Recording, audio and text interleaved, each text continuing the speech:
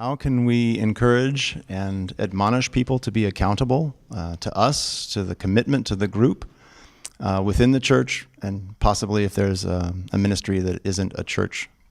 It's a very profound question because it gets to the heart of people. That's like asking, how can I get somebody to want to study their Bible? So how do we lead? We lead by precept, by teaching the value of being responsible and accountable to the Lord, to ourselves, and to others. But I think ultimately the greatest motivation that I have observed is leaders that are themselves accountable. That as the leaders go, so go the people. So I think that's how you get to the people, is starting with your circle, your core of committed people who probably would not be in your core if they're not already accountable to God, themselves, and others. So you start with the presently accountable, and they model it. People watch their lives, the successes of their lives, and then when asked the question, how did that happen? A part of the answer is accountability. I think it has to start there. I wrote a book in which I've got a whole accountability program. You're never going to make that happen by imposing it as a program. You can't program heart. You start by precept and example. Just to further give you some thoughts, in my experience, people are more attracted to having a one-on-one discipleship time if they know that you love them.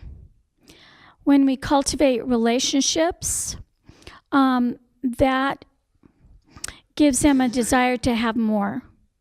And a discipleship relationship can be something very attractive to them. Yes, model it so that they see who you are, and they perhaps know other people that have gone through discipleship. But if you don't pay any attention to them, or you don't find out about their life and their needs, why would they even be interested in developing or in having that kind of a relationship of growth with you?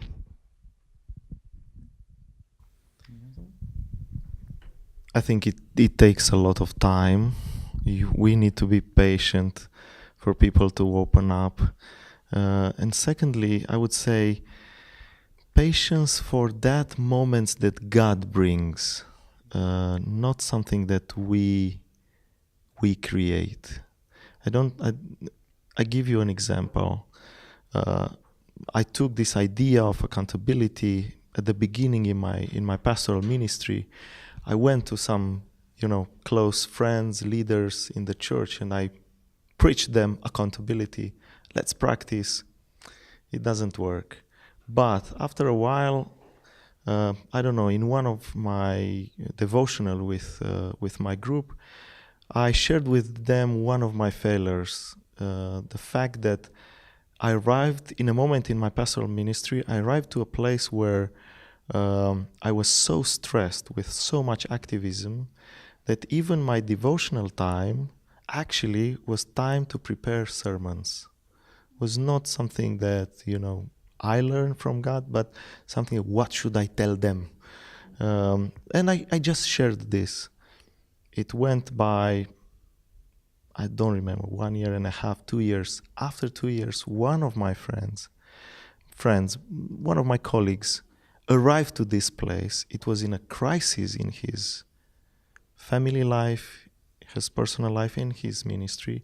He remembered, and it was that moment that God brought us together. And since then, he asked me, keep me accountable, so I don't arrive to a place where my spiritual tank is empty because I just read the Bible to preach to others. I need a devotional, a lively devotional.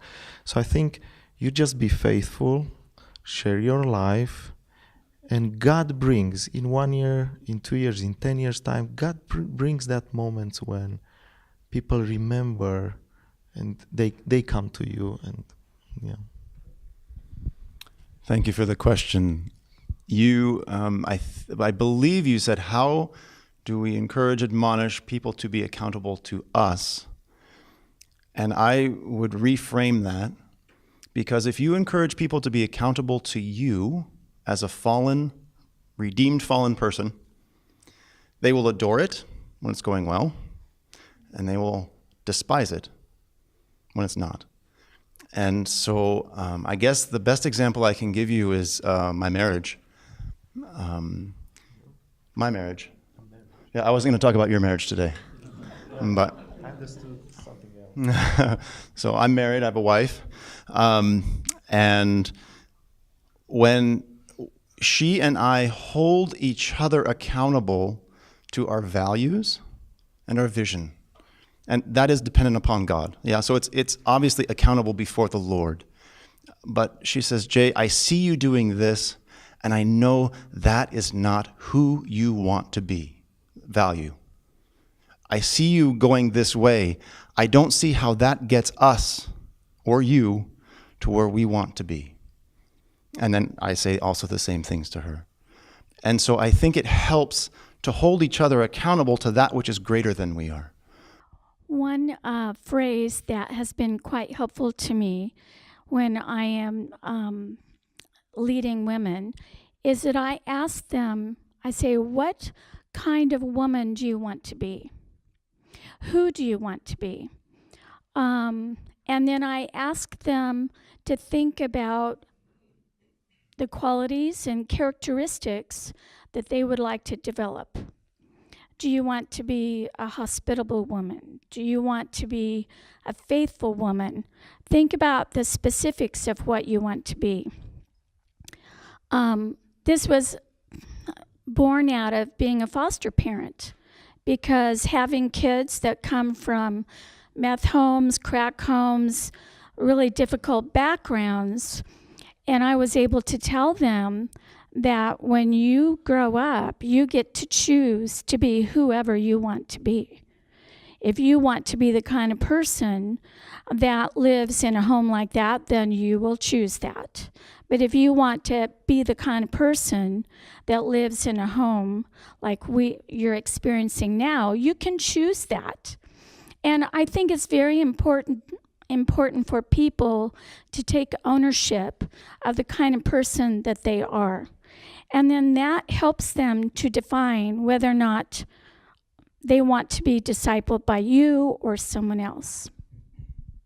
What are the mistakes that we have made, and what came through these mistakes? How did God redeem those mistakes, and what have we learned? Since I'm the oldest, I've made the most mistakes. That's true. So there are many. But I think the one that overshadows the others is assuming that discipleship was a program. If I just found the right curriculum, the right Bible study, the right book with the great questions at the end of each chapter, and if I could just, serve coffee and donuts and have everybody show up, then we'd have discipleship. But I'm challenged by Paul's approach in 1 Thessalonians when he goes into a town and he's only there for 2 Sabbaths. Short-term ministry in which he said, I imparted to you my very soul, and you became dear to me. And I became like a nursing mother and an imploring father. And I didn't come by way of deceit or fancy words. And he goes in chapter 1 and 2 and just lays out how he had his heart prepared to minister at a place that he didn't even want to go to. He wanted to go somewhere else until the Holy Spirit called him there. And so I'm challenged by it. I know that may sound impractical, but it isn't to me. Because that's got to be the motivation. It really is life to life.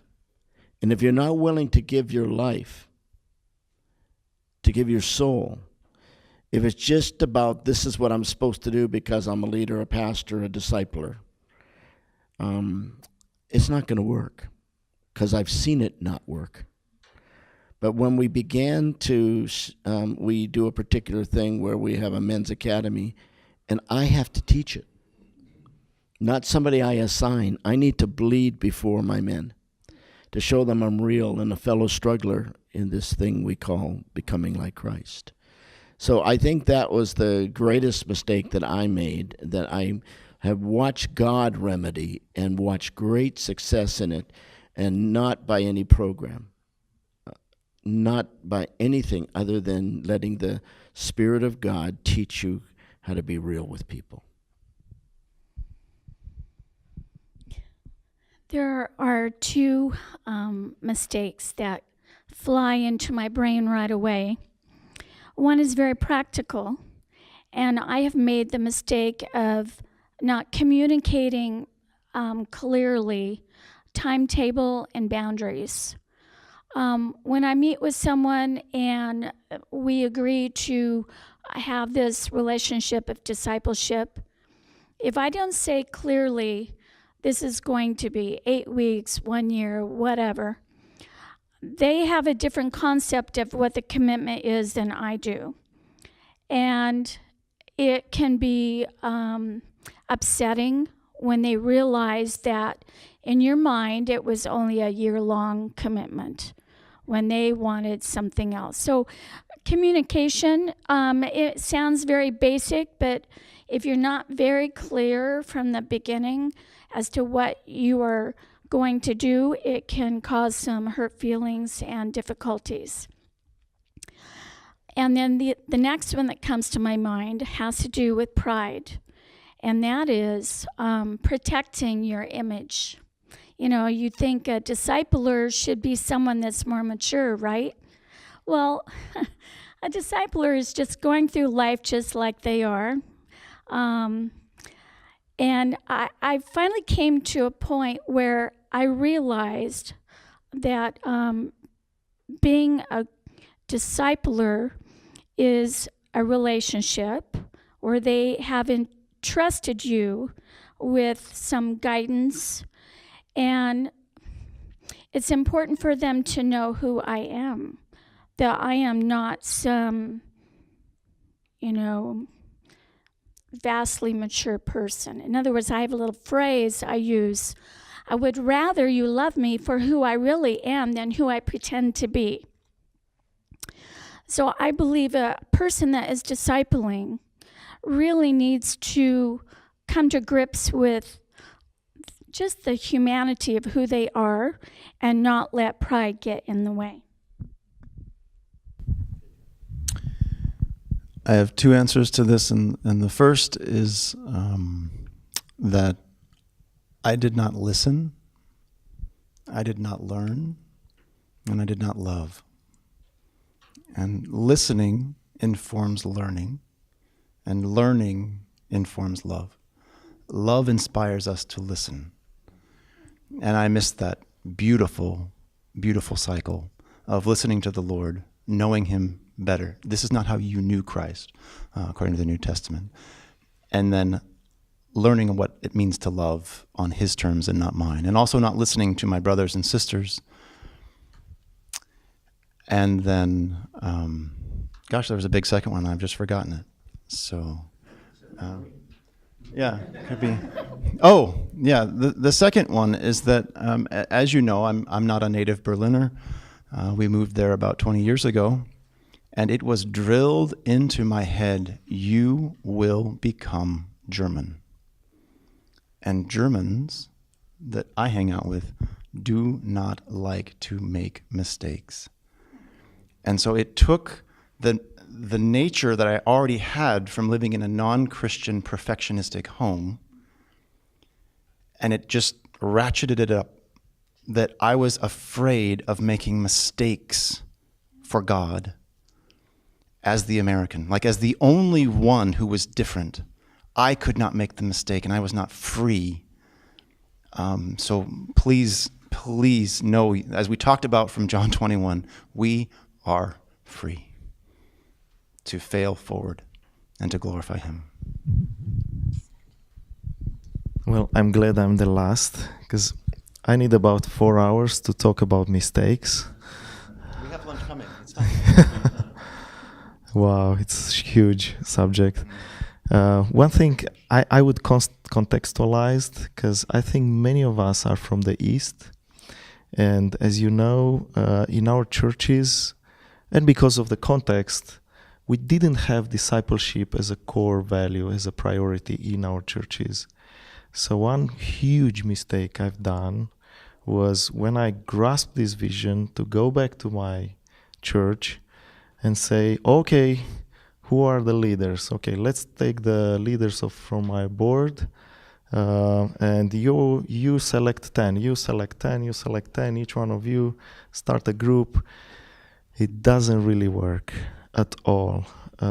As I said earlier, we need patience to have people go through discipleship, and only after that let them be disciple makers. Otherwise, it will be a failure, and it will create division in the church and a lot of problems. Secondly, when you start, and I started this, you may imagine it's the opposition and the resistance of a traditional church to go into this.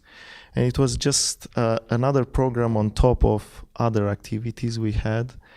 Well, you have to be patient, start small, have your group for at least 2 years, maybe 2 years and a half, and then release them and have other groups. And during this time, when you see, and there will be heat, there will be people who will be against you, saying that you create divisions. What I notice it works is you spot those people and you invite them to, present a topic in your group, or in that moment, at least in my culture, it works. An old man who thinks you are dividing the church, invite him to talk about, his marriage, or give some lessons. And you find out that man has something to say, and then he will become your supporter in the church, because he sees that at your meetings, you don't meet to discuss the politics of the church, but you meet to pray, to have the Bible study, to share your hearts to. And when he sees, or they see, your genuine heart, then God brings the fences down. But it takes a lot of time, and sometimes empathy is not my gift, and I was just I'm going against the stream. It creates tension that can be solved. And one thing that I really think it's important is, we talked about becoming disciple makers. After this week, you will be advanced disciple makers. And the danger is, and I saw this in some of my colleagues, the danger is that you become the leader that just lead other disciple makers, and you stop having your own group. I think this is suicide in discipleship. You have to be connected to the real world. You cannot advise people who face, lots of problems when you work with people who are ruined, and you come as a teacher with your experience from 10 years ago. No. You have to be in the trenches. So never stop having your own group. Even if, meanwhile, you lead other leaders, you mentor them, you pray with them, you advise, always be connected to the real life. Otherwise, it will be this ivory tower, and I think it's a danger. Now I'm still young, and I'm saying this. I hope, and I let you be accountable to ask me if we meet 10 years later. If you hear from me that I will not have a group at that time, please discard everything I said, because I really believe this is important to stay connected. That's great. Before I forget, because I'm old, one of the strategies that I would like to give to you is what I call discipling the tribal leaders. Every church has tribal leaders. They are not necessarily the board or your Sunday school superintendent or your teachers. They are the influencers. For example, every church has a church grandson. For some reason, he's the favored grandson or the favored son of the church. Every church has him. In which if he decided to go to Bible college or on the mission field, the money would pour in. He's the church grandson or granddaughter. You need to be sure that they're being discipled because they're influencers. Every church has a church grandmother and grandfather. That when they talk, people listen. They're not always high verbal. They're not always in leadership. But when they talk, well, in the same way that whining is contagious, you go to a play yard and a little girl whines and screams and a little boy starts to scream and whine. Why? Well, she is. It's contagious, but so is enduring discipleship. It can be contagious. And to create a culture of growth, we talked about that yesterday, fellowship, doctrine, worship, service, evangelism, discipleship, and prayer among your influencers, your tribal leaders, that when they speak, people follow, even though they've not been assigned. Most boards do not have all the tribal leaders. All right? Understand that. So you need to somehow, through prayer and discussion with others, identify the tribal leaders. For example, when I first got to my church 23 years ago, they had placed a teenager on the pulpit committee. Wow. A teenager.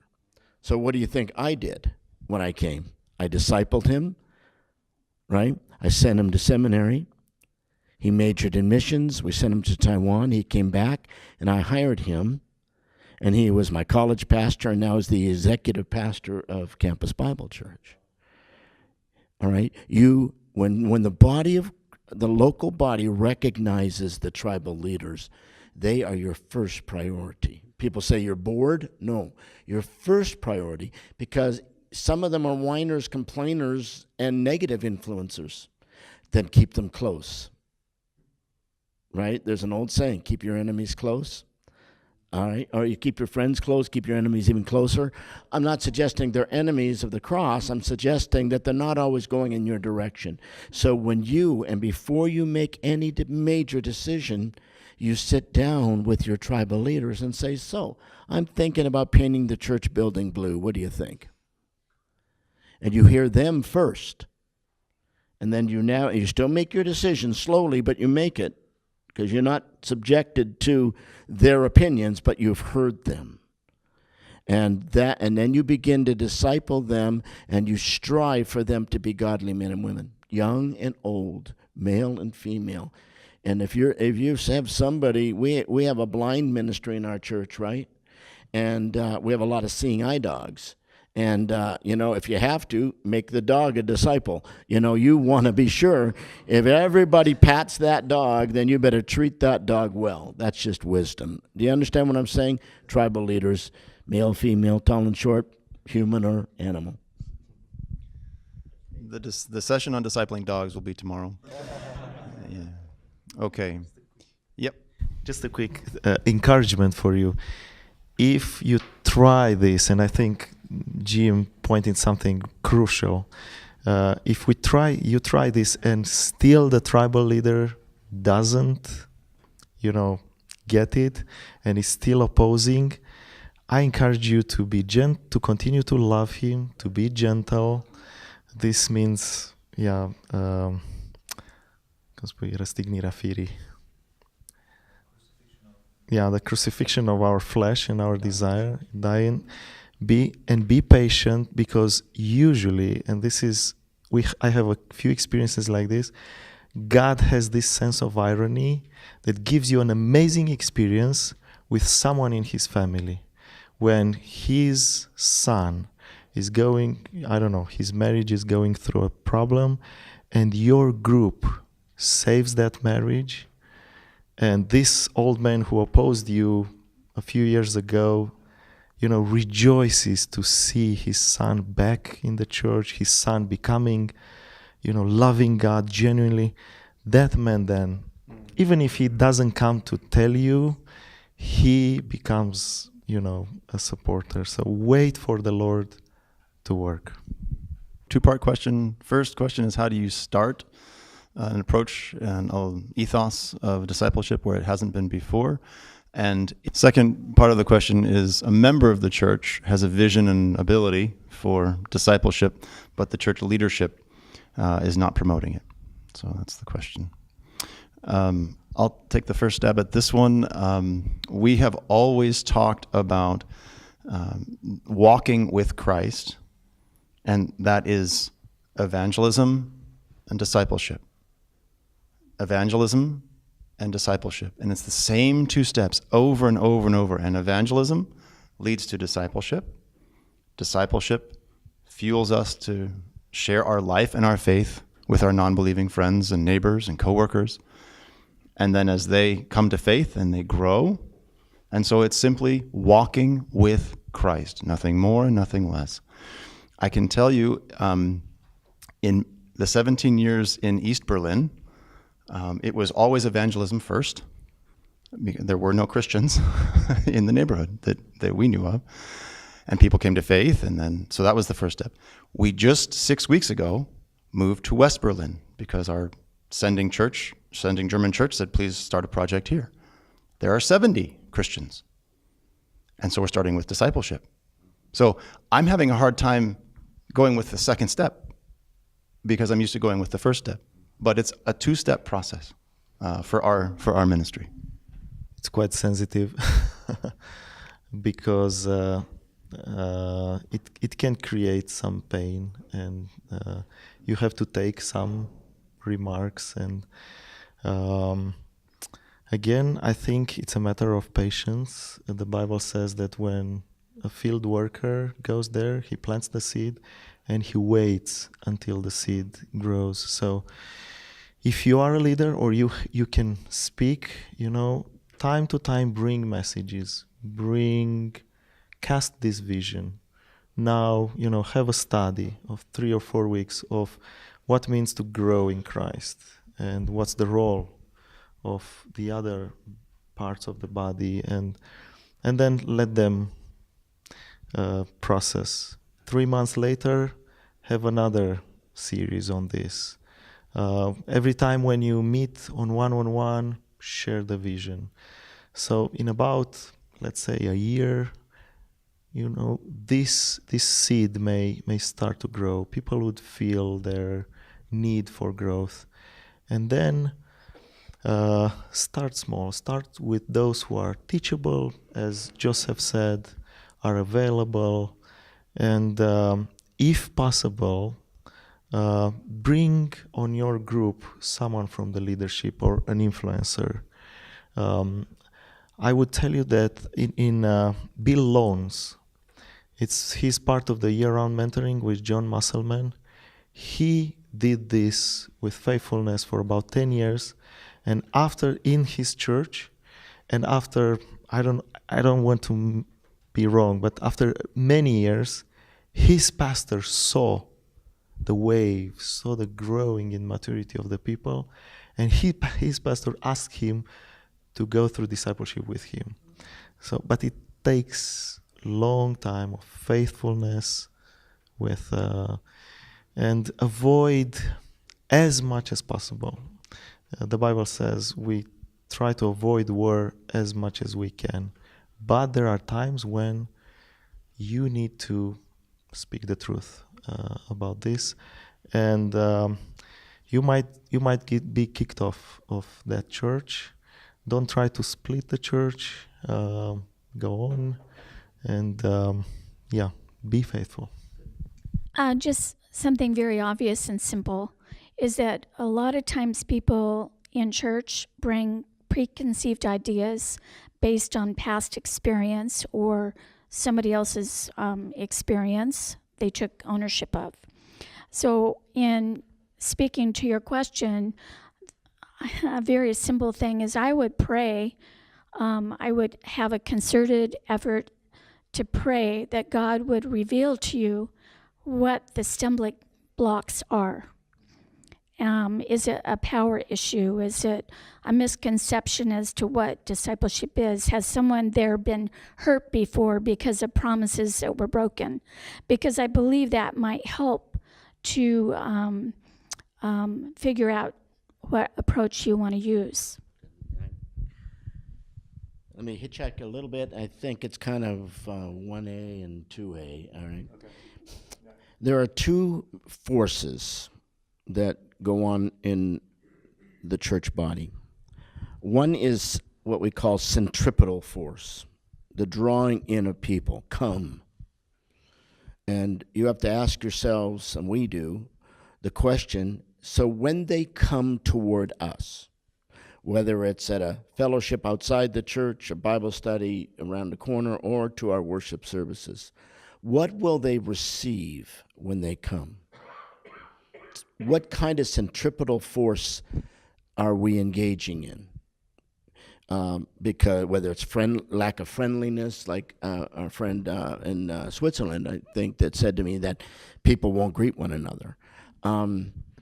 Is it, what do they get? Do they get fed the word? Do they get bombarded with legalism? You know, walk in your nursery and smell. What do they get olfactory and smell? What do they see? Do they see people loving each other? So that's centripetal, okay? But there's a centripetal force. That's coming. Centripetal force, a centrifugal force is calling to go out. In other words, what does it look like when your body goes out? Do they look healthy to neighborhood and workplace and city and school and nation and the world? Is there a centrifugal force strategy?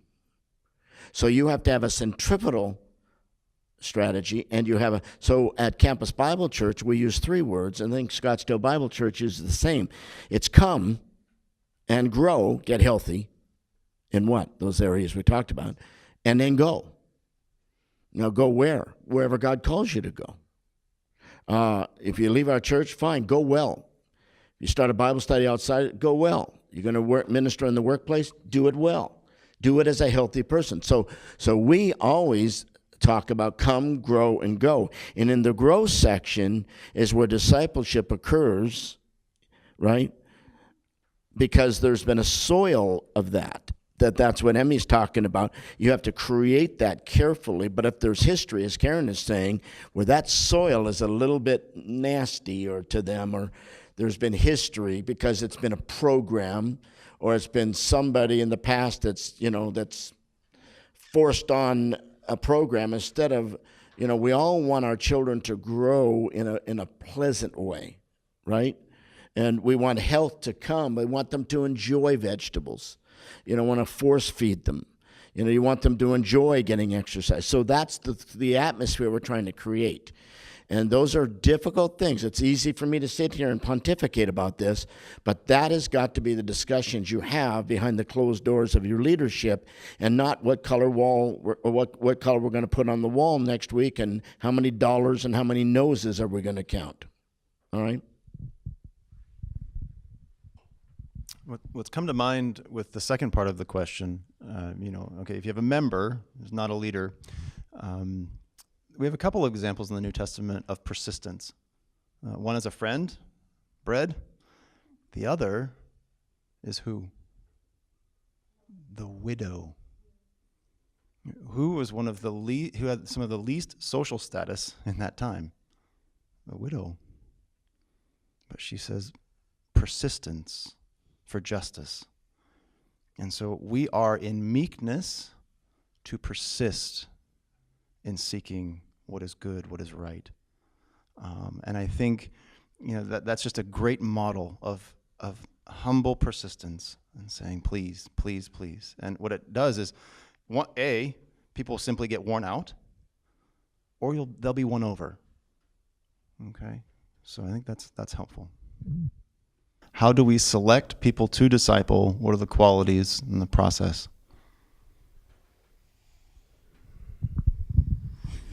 I actually have been thinking about this question, during this week.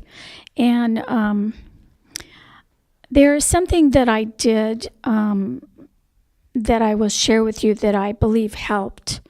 And that was, I met with someone one-on-one, and in hearing her heart as to the fact that she wanted to grow, I spent some time and we discussed what kind of person she wanted to be and what areas she would like to grow in. Then I gave her an assignment, gave her homework, and I sent her back and I said, when you're done with the homework, then we'll meet again. Because I knew that one of the major qualities that I need in a person that is to be discipled is a commitment and a faithfulness to the tasks that they are assigned. Sometimes a woman will never follow through on it. And so I either don't meet with her again, or she calls and asks to meet again. And then I patiently, lovingly say, did you do your homework? Do you need help? Is there something that I asked you to do that you don't understand? And so I made sure that it was clear so that I could identify what the stumbling block was in her going forward with a simple assignment. I believe that I have made mistakes in the past in believing that someone is ready to engage in discipleship because I don't really know them that well, supposedly, at that point. So there needs to be an exploration time where you really see if they are ready. Now, that was one tool that I use to this day to search out. The other major tool that is far more important is prayer.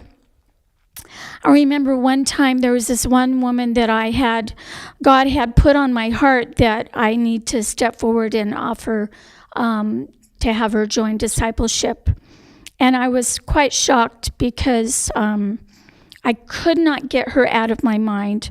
I prayed about it, and I went up to her finally one Sunday and I asked her. And the response was surprisingly, she burst into tears and said, I have been praying for something like this. There was no doubt that she was ready. But I do believe that the process that we use in selecting people really does need to be bathed in prayer because the Holy Spirit knows their hearts and we don't. I would follow up with a two-step process that has been effective for us, and that is if someone shows interest, getting to the root of the interest. And I tend to be rather direct, and I live in a direct culture. So for some of the cultures that are more indirect, you'll need to massage this, but just asking, what is it that you really want? And usually people, I thought we were friends. Absolutely. And if that's what you want, then that's not discipleship. Like, let's get at what you really want. And it usually takes some time for people to wrestle with that question and come up. And the second thing then is, what steps have you already taken to get to this goal that, once we've refined the goal, what steps have you taken? And it's possible, beloved, that there have been no steps, and that's not an automatic disqualifier, but it's a warning sign to us, or at least it's a sense of, okay, we're working with less information, so we need to start slowly and not put full weight on this until there's some confirmation. We just did a webinar 3 weeks ago with Pablo, who spoke the first night, and he helped us understand what personalities are things to watch for about who receive time and resources, and there are some personalities that on the surface look positive, but the resources come and sink into a black hole, and there's no fruit. And I'm not saying it's an easy distinction. I'm going to try and make the webinar available to as many people as possible because his insights are very helpful in that area. As harsh as this might sound, not everybody should be discipled now because they're not ready. You want them to be, but they've got to want it. Remember what Paul said when he said to Timothy, "And the things that you've heard from me in the presence of many witnesses, these do what? And trust to faithful men who'll be able to teach others also." A part of our strategy as discipleship leaders is generationalism. Now, it doesn't mean that God's Spirit might not, through prayer another way, lead you to disciple somebody, but you also have to be strategic. Because there are, and I'm going to say this, and you're probably going to write J letters, and that's fine. We talk about people sometimes lovingly as either VHPs, VNPs, or VDPs. VHPs are very helpful people. These are the people that when you disciple them, there's a naturalness about them discipling others. You're equipping them. It's another word for that, discipleship. Then there are the VNPs, the very needy people. It's a good thing. We're all needy, in which God calls us to minister to needy people. You know, it's a grieving person. It's a person that suffered loss. You know, all you're doing is caring for them so that they'll get healthy, knowing that once there's health in their lives, then they will propagate because health is contagious. But then there are the VDPs, the very draining people. These are the users, and you become their drug. You're the drug of choice.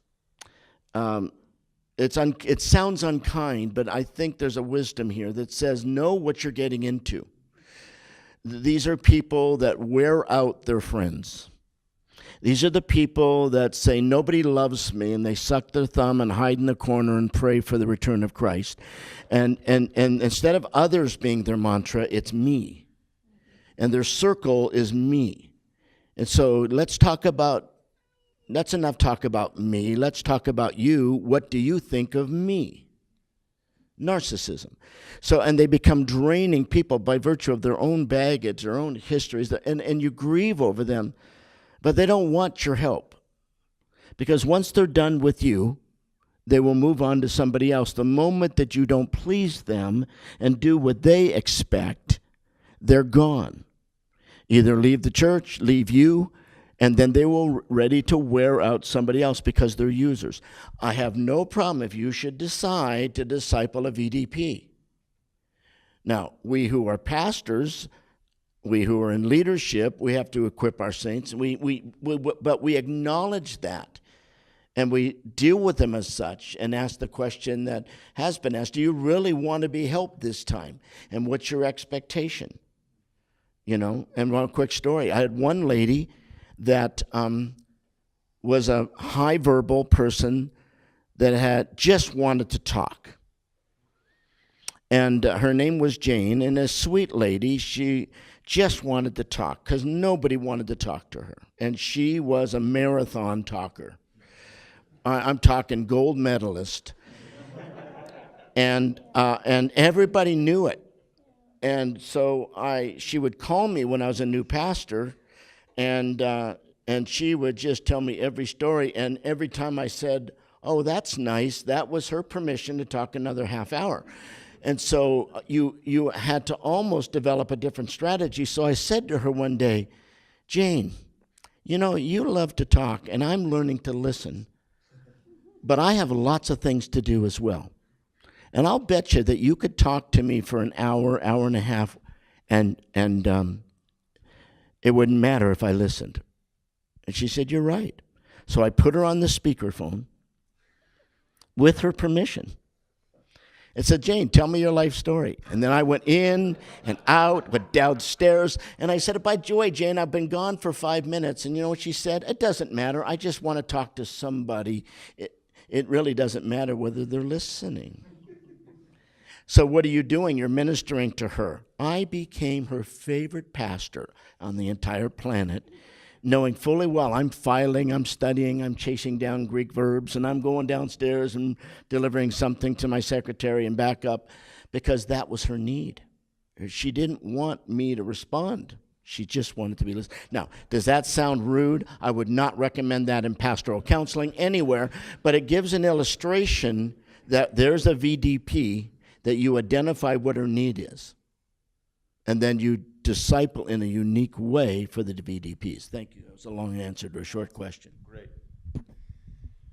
And again, the webinar that we just had a few weeks ago with Pablo, he helps distinguish between these three levels. He does use different terms because he's a medical doctor, and he also helps understand, where do you need assistance at these different levels? Where is it that many of us as non-professional counselors, but loving caregivers, pastors, ministers, where can we help, and where do we just need to get more professional assistance? And to avoid the trap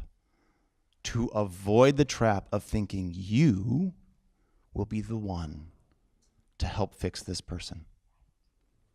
It's a lie. Just a quick idea on Kyle's question: if you are not in the leadership but have this vision, and how do you select? The second question, something that helped me at one moment was the example of Aquila and Priscilla. They looked to someone who's strategic, a young man, Apollos, and you might want just to find, and I really appreciate that so many of you are into student ministry.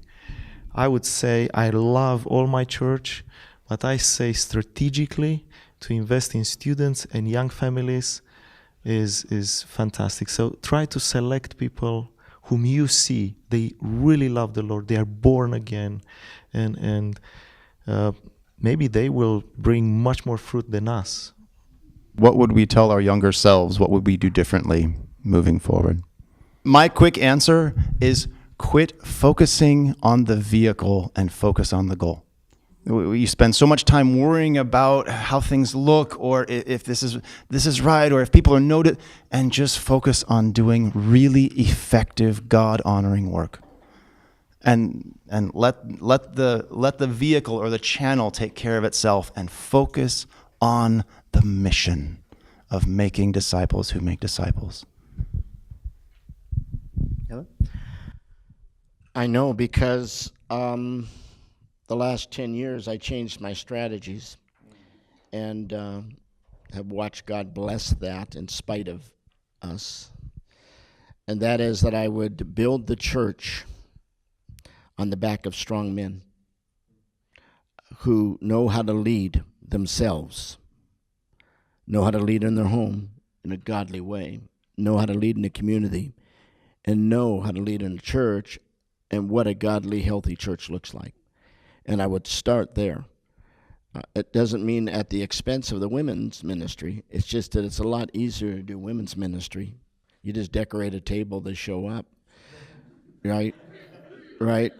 Yeah, men, you have to bribe them, to come to things. So that's what I would change. And I'm old. I've been doing this for 40 some odd years, and that's what I would say from the beginning. Now, I trained elders, I trained pastors, right? But I would start with the youngest of men and do that.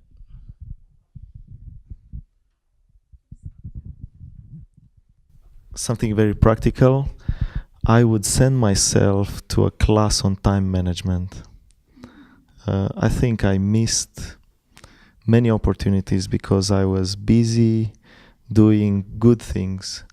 And that's sad. I cannot take time back, but I would learn what's priority, and have someone who's strong enough to stop me running in directions that just do not bear fruit in discipleship so much, and concentrate, more focus on discipleship.